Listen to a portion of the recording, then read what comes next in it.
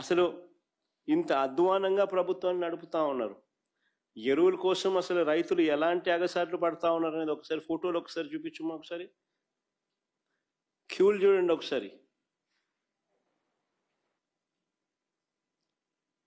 రైతులకు ఎరువులు దక్కక కృష్ణా జిల్లా ఘంటసాల మండలం లంకపల్లి పిఎస్సి వద్ద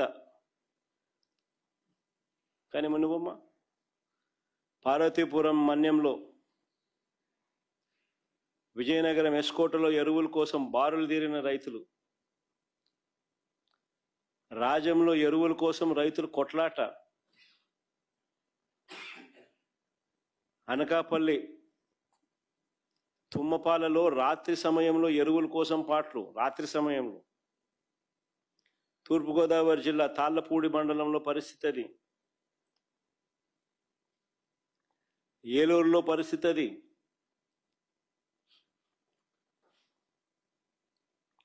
నూజివీడు నియోజకవర్గంలో పరిస్థితి అది, ఎన్టీఆర్ జిల్లా గొల్లపూడి ఎరువుల కోసం క్యూ కట్టిన రైతుల పాదరక్షలు, గుంటూరు జిల్లా రేపల్లె వ్యవసాయ మార్కెట్ యార్డ్ గోడౌన్ వద్ద రైతుల ఆందోళన. ఎరువుల కోసం ఇదంతా. పామరు మండలంలో, ప్రకాశం జిల్లా పామరు మండలంలో, పామూరు మండలంలో కురమద్దాలిలో పరిస్థితి అది. సత్యసాయి జిల్లా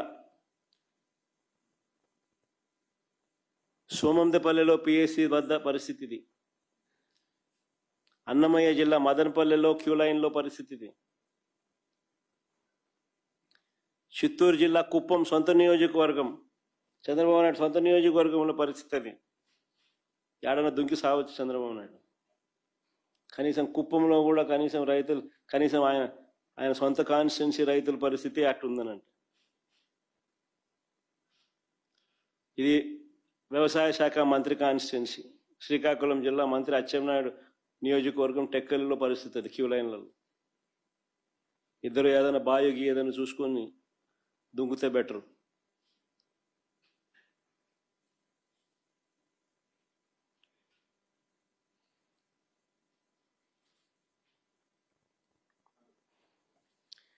నేను ఒకటే అడుగుతా ఉన్నా మిమ్మల్ని అందరినీ కూడా, అసలు మీ ద్వారా ప్రజలందరినీ కూడా ఆలోచన చేయమని అడుగుతా ఉన్నది ఒకటే. వైఎస్ఆర్సిపి పాలనలో, అంటే మా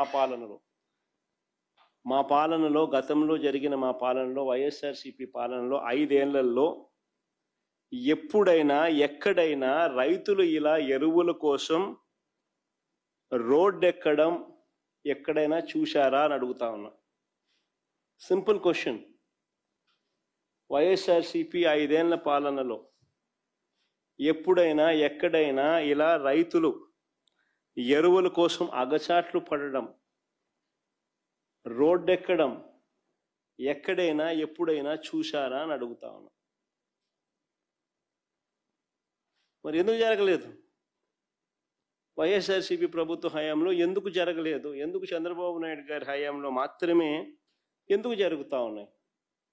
అదే ముఖ్యమంత్రి పదవే కదా.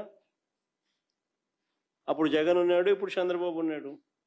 అదే ముఖ్యమంత్రి పదవే, అదే అధికారులే. అప్పుడున్న అధికారులే, ఇప్పుడు కూడా అధికారులే, అదే అధికారులే. మరి ఎందుకు ఈ పరిస్థితి? ఇప్పుడు ఎందుకు ఆ పరిస్థితి ఉంది, అప్పుడు ఎందుకు ఆ పరిస్థితి లేదు? కారణం జగన్ అనే వ్యక్తికి రైతుల మీద, రైతులకు కష్టాలు రాకూడదు, ఉండకూడదు అని తాపత్రయం ఉండేది.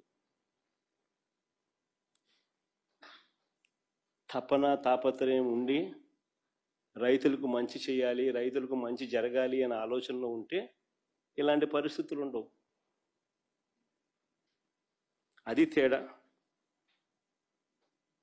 ఇక్కడ పరిస్థితి ఎందుకు అనంటే, దీంట్లో కూడా స్కాములు చేసి దీంట్లో కూడా డబ్బెత్తాలన్న ఆలోచన చేస్తూ ఉన్నారు కాబట్టి పరిస్థితి ఇది. ఇంత దిక్కుమాలిన పరిస్థితి నిజంగా రాష్ట్రంలో ఉంది అని అంటే చంద్రబాబు నాయుడు సిగ్గుతో తలంచుకోవాలి. అడుగుతాను, సీజన్ రాగానే రాష్ట్రంలో ఎంత విస్తీర్ణంలో పంటలు సాగు చేస్తూ ఉన్నారు అని ఎవరైనా లెక్కలు కడతారు కదా. సీజన్ రాగానే రాష్ట్రంలో ఎంత విస్తీర్ణంలో పంటలు సాగు అవుతూ ఉన్నాయి, వీటికి ఎంత ఎరువులు కావాలి అని ఏ రాష్ట్ర ప్రభుత్వమైనా లెక్కలు కడుతుంది కదా. ఆ లెక్కలన్నీ మన దగ్గర ఉన్నాయి కదా. మరి అటువంటి అప్పుడు ఎరువులు అందని పరిస్థితి ఎందుకు వస్తుంది?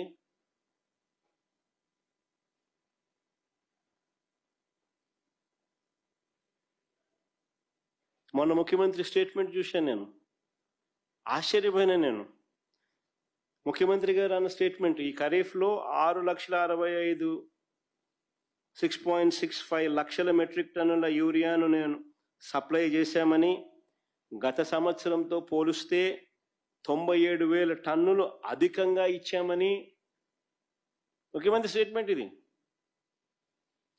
ఈ ఖరీఫ్లో 6.65 లక్షల మెట్రిక్ టన్నుల యూరియాను సప్లై చేశామని, గత సంవత్సరంతో పోలిస్తే 97,000 టన్నులు అధికంగా ఇచ్చామని చంద్రబాబు గారు మొన్ననే ప్రెస్ మీట్లో చెప్పారు. ప్లే చేయమ్మది ఒకసారి ఆయన అన్న మాటలు కూడా. దగ్గర దగ్గర 3 లక్షల టన్నులతో ఓల్డ్ బ్యాలెన్స్ ఉంది. దాంతో కలిపి ఇప్పటికి 6,65,000 మెట్రిక్ టన్నులు యూరియా అందుబాటులో పెట్టాం. గత సీజన్తో పోల్చుకుంటే ఈ రోజు ఈనాటికి 97,000 మెట్రిక్ టన్నుల యూరియా అధికంగా సరఫరా చేశాం. రైతులకు మొత్తం యూరియా కూడా చేరింది. చంద్రబాబు నాయుడు స్వయంగా మాట్లాడుతూ ఉన్న మాటలు ఇవి. అధికంగా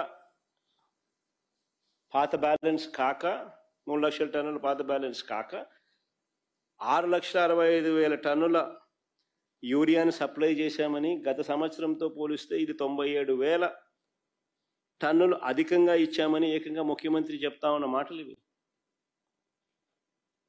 మరి నేను ఒకటే అడుగుతా ఉన్నా,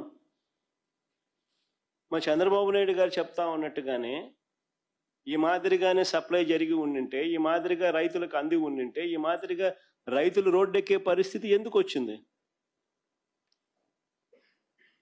రాలేదనే కదా, ఆయన సప్లై చేయలేదనే కదా రైతులకు ఈ కష్టాలు ఎందుకు ఉన్నాయి?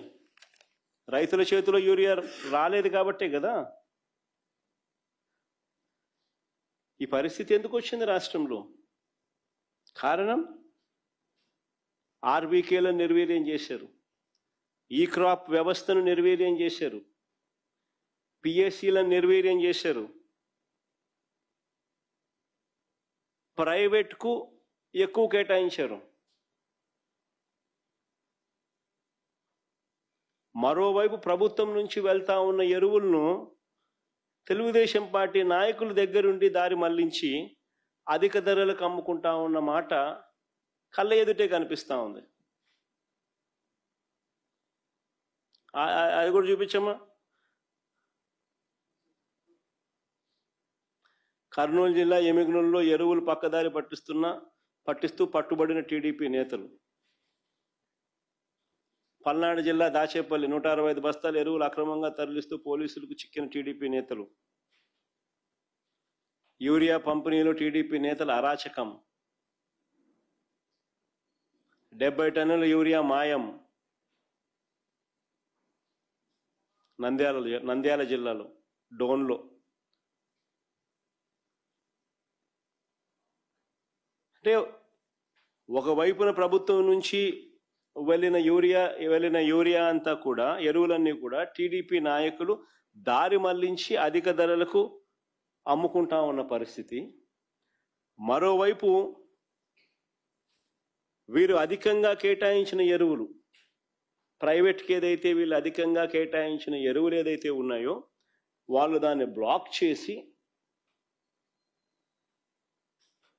బస్తా ఏకంగా 267 రూపాయలు బస్తా యూరియా ఉంటే దానికన్నా 200 రూపాయలు అధికంగా, 250 రూపాయలు అధికంగా దాన్ని బ్లాక్ చేసి స్కేర్సిటీ క్రియేట్ చేసి బ్లాక్లో అమ్ముతా ఉన్న పరిస్థితి. ఇలా బ్లాక్ మార్కెట్లో ఎరువులు అమ్మడం ద్వారా చంద్రబాబు నాయుడు గారు దీన్ని ప్రోత్సహించడం ద్వారా డైరెక్ట్గా భాగస్వామి కావడం వల్ల దాదాపుగా 200 నుంచి 250 కోట్ల రూపాయల స్కామ్ ఇది.